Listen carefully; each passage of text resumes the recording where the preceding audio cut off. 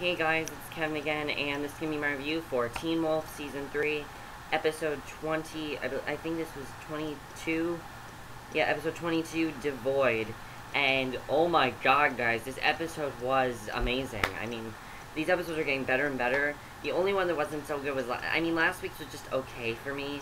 This one was just really, really good, and I really enjoyed this episode. And, the one thing that I will say about this episode is I felt like the beginning of this episode felt like the ending to last week's episode. Like, if they didn't spend so much time on those flashbacks, the beginning of this episode could have been the ending of last week's episode. It definitely felt like that, you know. Did you guys get that same feel? I don't know, that might just be me, but I personally felt like it felt more like the beginning to the episode than the ending to the last episode than the beginning of this episode. So we start off right away where we see Scott and Kira. They're riding Scott's dirt bike towards the scene in the Nogitsune. And we then see, you know, Sheriff Stilinski and the Nogitsune facing off. And Sheriff S locks up his son, who breaks out of the cuffs. And immediately, Allison, Derek, and Chris show up. Each of them try to thwart the Nogitsune, but their attempts are blocked, and Chris draws his gun and wants to shoot Stiles. But Sheriff S draws his gun on Chris. The Nogitsune tells them both to shoot them, and Allison realizes that all this Darkspear wants to do is to cause strife between friends. He wants to absorb chaos. So the Uni shows up at Derek's loft, the scene of the showdown. By the time Kira and Scott arrive at the loft, the Nogitsune has disappeared. Mrs. Yukimura arrive at Aiken House. The Nogitsune shows up too. She's holding on to her last tail. Thousands of flies unleash from the gash wound in Stiles and fly through Beacon Hills. We see one of the flies enter Isaac. Yeah, we see Isaac again. So Scott and Kira return to his house. She's staying with him as she doesn't want to return home because basically Kira at this point, since she has found out all this shit about her parents that she never knew before, she really just does not want to return home. And I don't blame her. I mean, her mother lied to her all these years about, you know, creating the Nogitsune, and she does not trust her parents at this point, so she's staying with Scott at this point. So she's staying with Scott, and they actually end up, you know, basically, he says he'll sleep in the chair, but she's on to sleep in the bed, and they kiss! Scott and Kira kissed in this episode, and she tells Scott that they'll find a way to rescue Stiles. Right here, this is where it started to feel like, you know, the ending of last week's episode. As they fall asleep, a fly lands on the window glass, and Allison and Chris return home to their apartment, and Allison asks her father whether or not he was actually going to pull the trigger on Stiles, and he says, "I'm not sure." So when Allison enters her room, Isaac is sitting on her bed. He's obviously possessed, but Allison doesn't notice, and Isaac kisses her. She really doesn't understand what's going on at this point, because as we know, Isaac was in a coma before. Suddenly he's okay. It doesn't really make sense. So in his loft, Derek examines the chessboard he took from Stiles' room, and Derek thinks that if he can figure out the place, then he can stop Stiles in the future. However, Peter tells Derek that nothing will be able to stop a trickster's spirit. So then Derek was cut out by the Uni during the previous skirmish, and a fly enters Derek's gash wound. So in the locker room, a fly enters Ethan. So, yeah, a fly enters Ethan. Him and Danny were going to take a shower together, and a fly entered him. So then Allison and Lydia are in the car driving. She gets a sudden panic attack, has to pull over. In the parking lot where she stops, she finds Stiles laying there. And while this is happening, I mean, I was like, what the fuck is going on here at this point? I didn't know what was going on. But while this is happening, a fly enters Aiden's ear. So a fly enters Aiden's ear. So now, basically, the people who have been quote-unquote invaded, we have Ethan, Aiden, Isaac, and Derek. Something weird is going on. We don't know what this means. We find out later in the episode. Isaac then wakes up in Allison's bedroom. He takes her weapons after saying Ethan and Aiden need to be stopped. Allison tells him to stop, to not go through this. Isaac says that he thought she would have said that. Allison rips her covers off, only to find her legs cuffed to the bed. I mean, that scene was kind of scary. That scene was scary, honestly. Sorry, that was my Snapchat. Scott and Kira bring Stiles back to the house. Melissa says that he needs a hospital, but Dr. Deaton says he might have something better. He gives Stiles Canum of Venom. Stiles wakes up and tells Aiden that his twin brother is in danger and that he should get to the school before it's too late. In the meantime, Sheriff Stilinski is undergoing a hearing, and Chris is about to leave his apartment when Derek shows up and stops him. Melissa is dressing Stiles' wounds. tricks her into removing his mouth tape, and he tells her, "What do you think Stiles will do once he finds out why his father really left?" So then the episode got really, really interesting here. From here, I was really just, as I said, the first half of this episode felt like the ending to last week's episode. Here, it started to feel like a separate episode. I mean, this episode was really good, but it felt like two separate episodes. I don't know why. It did. So, Scott, Dr. Deaton, who is back. You know, we haven't seen Dr. Deaton in a while. I think it's been quite a while since we've seen Dr. Deaton. The last time we saw, you know, we've seen him before, but not, you know, he's like in and out, it seems, this season. Scott, Dr. Deaton, and Lydia, who's also kind of in and out this season. She's on like every other episode, it seems, but she was in this episode, luckily. They're trying to figure out a way to save Stiles, as the can of venom won't last long, and Lydia says that the scroll said they needed to change his body. So, they think changing him into a werewolf will help push the Nogitsune out, but Scott is very reluctant. He doesn't want to accidentally kill Stiles, so Scott wants to call Derek, but Lydia has another idea. They end up calling Peter. So, Peter examines Stiles. Peter doesn't think he'll be able to survive a werewolf bite, and Peter says there are better ways to win this battle. He grabs Scott's claws, says, we're going to get into his head. So, they basically try to find a way to get into his head, and basically pull out, their plan is to get into his head, and basically try to pull out the good Stiles, and try to get the good Stiles out, so that way, if your good Stiles is alive, nothing bad's gonna happen to him. Because they don't want it, obviously, they don't want anything bad to happen to actual Stiles. They don't give a shit about what happens in the Nogitsune, but however, what happens to Stiles, is really imperative. So, at the school, Ethan and Aiden start fighting. Isaac shows up and tases them both. So there's a lot of chaos going on at this point. You know, that was definitely interesting. And at the house, Lydia is encouraging Peter to help them. If he does successfully, she'll tell him the identity of his daughter. You know, that's Malia. So, she's going to tell Peter about Malia.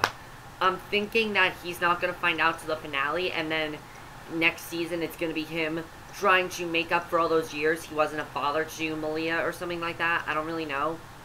No Malia in this episode, which was not a problem. I'm just wondering, you know, why wasn't she in this episode? I liked her storyline. I wanted to see a little bit more of her, but I don't know. She just wasn't in this episode. So at the school, in the locker room, Kira shows up and gets in Isaac's way. This is kind of cool. We got like a Kira and Allison pair. Kira and Allison kind of pair up here, and I thought this was actually kind of cool because I didn't think that Kira and Allison would both pair up, but they're both kind of the leading ladies right now on the show. You know, Kira is basically the central female love interest, and Allison is also a female love interest, so they both teamed up. And basically what they do is, you know, she shows up and they try to get Isaac back to reality, and the twins and Isaac, they go at it as Kira and Allison find refuge in Coach's office. So they're trying to just find a way to get them to stop fighting, because as we know, you know, now that Nogitsune has marked them, all that's happening is just instant chaos. Want them to turn against each other. It's really just crazy shit. So then at Scott's house, Scott inserts his claws into the necks of Lydia and Stiles. Scott and Lydia wake up in Aiken house beds, and they're restrained. They appear to be in the confines of Stiles' mind. So, meanwhile, Derek is dosing Chris in lighter fluid. You burn my family, I burn yours. He says he's not going to burn him, though, not until Allison comes home. Which is pretty big. I didn't know what was going on here. At the percent, Sheriff Stilinski, whose job has been saved by Agent Mccall, encourages him to just tell his son why he came here in the first place. Mainly why he left Beacon Hills in the first place. And I think it's going to be interesting to see. I think it's also going to be a season finale thing we're going to see. You know, it's going to be great to see, definitely. So then Stiles' mind, Lydia and Scott break free from the bed restraints. Scott leaves the room, but Lydia is locked inside. Lydia's having visions. School dance, then sees the Nogitsune bandage. And here's the weird part. Scott is actually kissing Allison in this dream world. You know, we know it's a dream world because Scott and Allison, they're not together anymore. And Scott quickly realizes that, you know, oh shit, we're not together anymore. You know, why is this like this? This is just weird. And then the Nogitsune chases Lydia. Now, in the real world, Lydia is actually bleeding from her nose. And Peter's screaming, Lydia, you're stronger than this. She hears his scream, and so does Scott. They break free of their illusions and find themselves in a white warehouse. In the middle of the warehouse sits Stiles. He's sitting across from the Nogitsune, and they're playing a game of chess. So Kira and Allison, they continue to fend off the twins and Isaac, and they hold their own. This was honestly just a really cool scene between the two of them. Kira and Allison are just badasses in this episode. Definitely, I love them in this episode. They were so good. Derek continues to talk with Chris, who's bound in a chair, but Chris eventually gets out of the chair and grabs a gun under his desk. He doesn't want to kill him. So in Stiles' mind, this is where the episode, almost ended. It got really big here. Lydia tells Scott that, basically, Stiles at this point is not responding. So Lydia kind of comes up with this great idea, and I thought this was a genius idea, honestly. This is why Lydia, Lydia's so smart, so she comes up with such great ideas. Her idea is, she asks Scott, Stiles is part of your pack, right? And Scott doesn't really know what she's talking about. She's talking about, him being his best friend and everything. And Scott's like, yeah, he is. So Lydia says, so what do you do, when you're a werewolf, what do you do to signal your pack? So she wants Scott to howl to Stiles, and that's what he decides to do. He agrees to this, he roars, and this gets the real Stiles awake. So now the real Stiles is awake, and Stiles pushes away the chess game, and in doing so, the Nogitsune holds over him, supposedly disappears, and those who are possessed by the flies also return to their normal states. So in the real world, Scott and Lydia wake up. Peter doesn't care if it worked or not. He just wants to name his daughter, and he pulls Lydia aside, and the girl of her word, she reveals his daughter's name is Malia, and Stiles is the last to wake up. So now Peter knows that Malia is his daughter. I'm wondering what's going to happen there with him. We didn't really get to see any more of that in this episode. We just saw that Lydia said her name was Malia. I thought that was pretty big, though. That was definitely, I like that. So Stiles is awake and throws up a lot. This scene was disgusting, honestly. This was probably the most disgusting scene in Teen Wolf history. I've never seen anything like this before, and I preferably, I'd rather not see it again. Definitely, it was disgusting. Stiles is awake, but he throws up this long bandage, and when the bandage finishes its exit, the bandage man crawls out of the pile, and it's actually the Nogitsune. Dr. Dean and Scott pin the bandage man down on the couch with the real Stiles, supposedly, safe enough to the side. But when they unwrap this Stiles, it's actually Stiles who's inside. The real Stiles is inside. The Stiles that just threw him up was the Nogitsune. The Nogitsune just threw up, the real Stiles. So, they turn around, and Lydia, Peter, and Stiles are all gone. They don't know where they've gone, and that's the way this episode ends. So, where the hell they go? I don't know. I'm really interested in seeing where they go, where they went, because I'm really not sure where they went. What I will say is that this was an amazing episode. It really was. But like I said, it felt like two separate episodes. Now, that was not necessarily a bad thing. It felt like two separate episodes. Now, am I upset about that? No, because it was still a great, amazing episode. Probably my favorite episode of the season, definitely. I mean, the thing with them going into his mind, and all the crazy shit going on with Kira and Allison trying to break things up, Kira and Allison just being badasses was amazing. Isaac waking up, it was really amazing. You really feel like we're getting down to that finale, which, I think there's 2 more episodes left. I think there's 24 episodes altogether. This episode 22. So I think there's 2 more episodes left, and then we have and then the season's over. How do I think this is going to end? Who do I think is going to die? At this point, I'm really not sure. I kind of have this weird feeling that Lydia was going to die. Because if you think about Lydia, I don't know. I feel like Lydia might die. However, Allison could die as well. I don't know if that's going to happen, though. We're just going to have to see. But that's it for my review. I hope you enjoyed. Let me know what you guys saw of this episode. Where the hell did Stiles and Peter and Lydia go? What's going to happen there? What is going to happen with Peter now that he knows that Malia is his daughter? How are they going to get the real Stiles back? How that whole thing come about? How are they going to get rid of the Nogitsune? Why didn't the Nogitsune disappear? What happened there?